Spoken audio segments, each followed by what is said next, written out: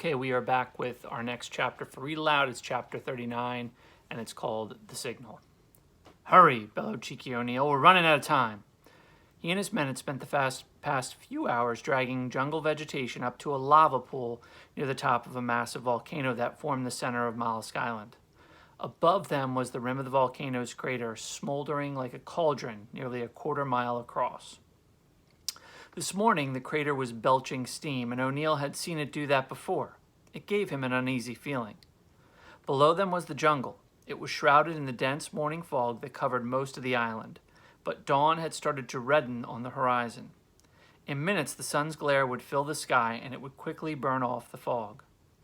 O'Neill needed to send the signal soon because when the fog cleared, the mollusks would see the smoke from their village far below.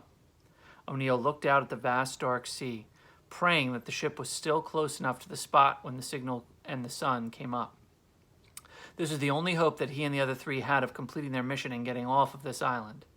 McPherson, DeWolf, and Kelly, exhausted from climbing working all night, were now throwing vegetation into the lava pool to create the signal. Their efforts did not satisfy O'Neill.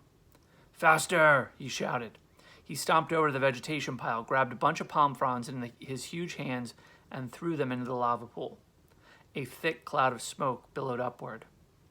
"I want to see more smoke like that, or I'll throw you into that hole." McPherson, Kelly, and DeWolf, tired as they were, jumped to it. They had seen O'Neill do some scary things when he got mad. One time, he had pulled most of a man's hair out by the roots. Another time, he had reached into a man's mouth and yanked out his gold tooth. They figured he was perfectly capable of using their bodies as fuel for smoke signals. So the three heaved palm fronds and chunks of jungle wood onto the pool. Soon a thick column of smoke rose into the sky, now turning a bright blue.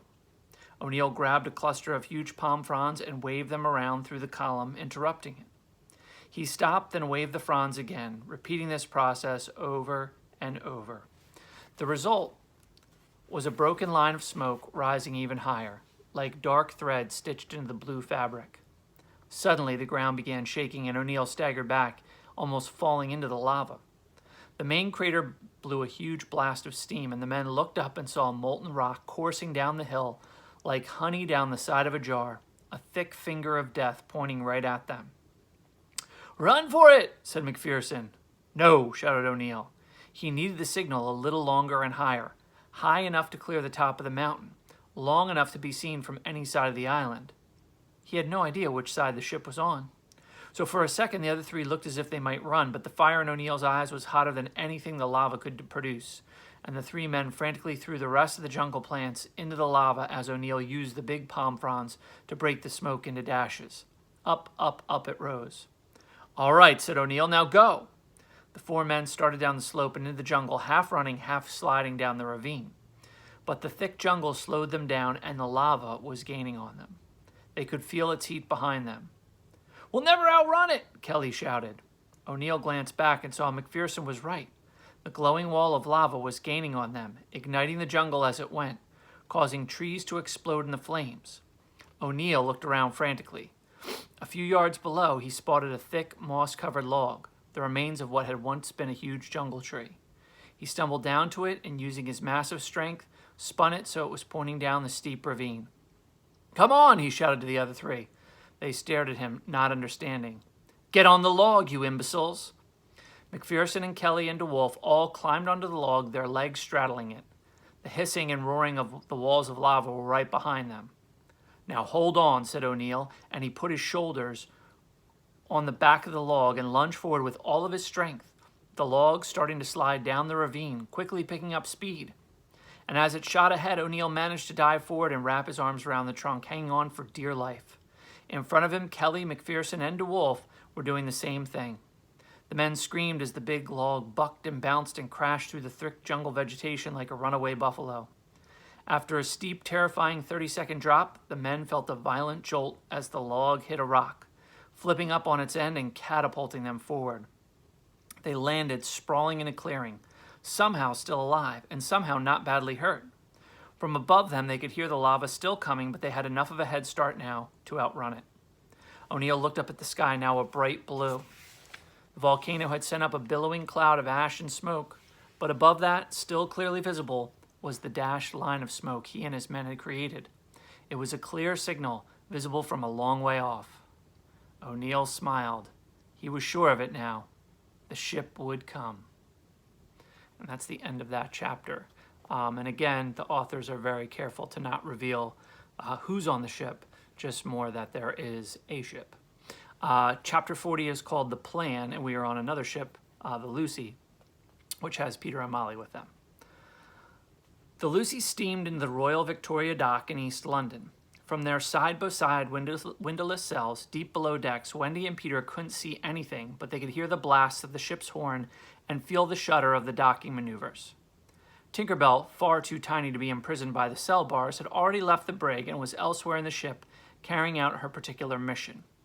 Peter and Wendy sat fidgeting on their hard bunks, too nervous to rest, waiting for someone to come fetch them so they could put their plan into action.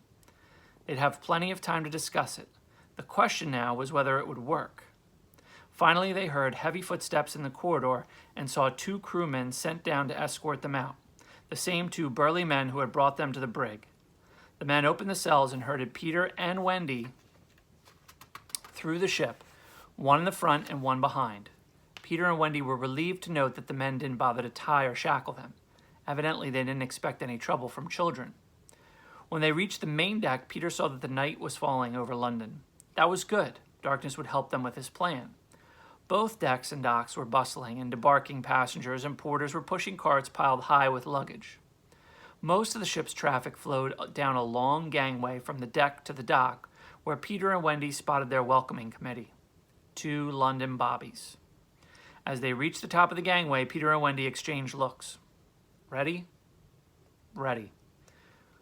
"Don't be getting any ideas, you 2, growled one of the crewmen. He gripped Peter's arm in his meaty hand, and the other man gripped Wendy as well. The 4 of them joined the throng of passengers headed off the ship. The crowd moved down slowly, and that was good. Still, by the time they were a third of the way down, Peter was worried. Where was Tinkerbell? Halfway down, Peter paused to look down at the cold, dirty water of the Thames River, in the narrow space between the dock and the ship. "Keep moving," barked the crewman, holding Peter. Wendy shot Peter a look. "Where is she?" Peter shrugged. "I don't know." They trudged forward several more steps, and by the dock lights they could see the faces of the waiting bobbies looking up at them. A worrisome thought knotted Peter's stomach. Tinkerbell had failed. But that's when he heard the screams. They started at the top of the gangway and quickly spread downward. People were lunging this way and that, trying to escape something, but on the crowded gangway it was too hard to see. There was nowhere to escape. "Get ready," whispered Peter to Wendy. The panic was spreading quickly. There were people being shoved forward by the mob, then being shoved back. The men holding Peter and Wendy tightened their grips, but Wendy bit down on her lip to keep from crying out in pain. The crowd surged, nearly knocking them over. The only thing keeping them up was the dense mass of people in front of them. The screams got stronger. Then Peter saw the cause of panic. First one, then a dozen or so gray shapes slithered down the gangway between the passengers' jumping feet. Rats. A blur of light appeared and moved almost too fast to see, circling the crewman holding Peter, then one holding Wendy. The rats converged in a river of gray matted fur.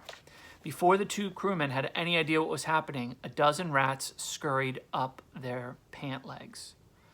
The crewmen screamed and let go of their captives, jumping up and down in a frenzy, swatting at the animals, clawing at their legs. Peter and Wendy were now free of their captors, but imprisoned ahead and behind by the dense mob of panicked passengers. Now came the tricky part of the plan. "Trust me," Peter shouted. Putting a hand on the gangway railing, he vaulted over and disappeared as he fell. "Man overboard!" shouted someone from the main deck, and more screams arose as passengers leaned over the railings, peering into the darkness below. Wendy took a deep breath and slung her left leg over the railing. She was lifting her right leg over when the crewman, still swatting at the rats, bellowed in rage and reached for her. He caught her by the foot and pulled hard, trying to return her to the gangway. She drew back and kicked out with all of her strength. Suddenly, her shoe came off in his hand, and she fell backward over the railing, her cry joining those of the gangway throng. She felt herself tumbling through the darkness, then slammed into something. "Oof!" exclaimed Peter. He caught her 5 feet above the water and was able to slow her fall. but not stopping it. The two of them plunged into the ice-cold Thames River, and after a few awful, disoriented seconds in the icy pitch blackness underwater, they came up gasping and sputtering. From above came a chorus of shouts and screams and the sound of feet pounding on the dock. "Hang on," said Peter, positioning Wendy behind him and gathering her arms around his shoulders. And with a grunt, he lunged forward, slowly lifting her clear of the river, water cascading off of both of them. The efforts weakened him, making him dizzy. He knew he could not fly her far. "This way! This way!" Peter saw Tinker Bell hovering to his left, leading him toward the massive looming stern of Lucy. He then flew after her, wobbling from side to side, unable to gain altitude, his toes brushing the water. The shouts receding behind them. They cleared the stern of the ship and flew another 100 yards along a stretch of empty dock before Peter. His strength was gone, veered to the right, and splashed back into the water next to a piling. It was covered with slime and barnacles, but he wrapped both his arms gratefully around it and clung to it, sucking air into his burning lungs. "Are you all right?" he said to Wendy, holding on. "I've been better." "Me too." Suddenly, a sound of chimes came from a few feet away. "Are you going to stay in the water all night, or are you going to climb up this ladder?" "Tinker Bell says there's a ladder over here," said Peter. Wendy let go and swam to the ladder. Peter, too tired to fly, followed. A minute later, they were on the dock, dripping wet and shivering cold. "Well," said Peter, "here we are." "Yes," said Wendy. "You're welcome," said Tinker Bell. "Thanks, Tink." "Yes, Tinker Bell, thank you." "You fly like a dead pelican," said Tinker Bell. She said, "You're welcome." "How did you get them to do that?" said Wendy. "Get who to do what?" said Peter. "Get the rats to crawl up the men's trousers." She told the rats that the men had cheese in their pockets. "She can talk to rats?" "No, yeah, not just rats." "They're smarter than you," said Tinker Bell. "What does she say?" said Wendy. "She said we better get going before we freeze to death." They started trudging toward the lights of London, clothes dripping, Wendy walking on one bare foot. "Where exactly are we going?" said Peter. "To my house," said Wendy. "Is it far?" "I don't know," said Wendy. "Oh, great," said Tinker Bell. "What will we do when we get to your house?" said Peter. I don't know that either, but I'm sure we'll figure it out once we get there." "I see," said Peter, and they trudged a few more steps. "Definitely not as smart as rats," said Tink. And that's the end of that chapter. So what's interesting about this part is it brings us back to two separate scenes in previous Peter books that we've read. If you can think back into Shadow Thieves and the Garderobe, Wendy nearly getting caught by the crewmen reminds me of when she was nearly held back at the Garderobe and captured when Peter escaped. And then, of course, the scene with the rats and the cheese, if you know the scene where Tinker Bell had pulled something like that before, send me a message on Dojo and let me know, because that's not the first time that Tinker Bell has tried that sort of trick before. So one of the things you have to keep in mind is that Peter and Wendy are not aware of what has gone on while they've been away. So while Wendy is getting ready to head to her house thinking that that will be a good spot for her to be, you're going to find that it might not be what she expected.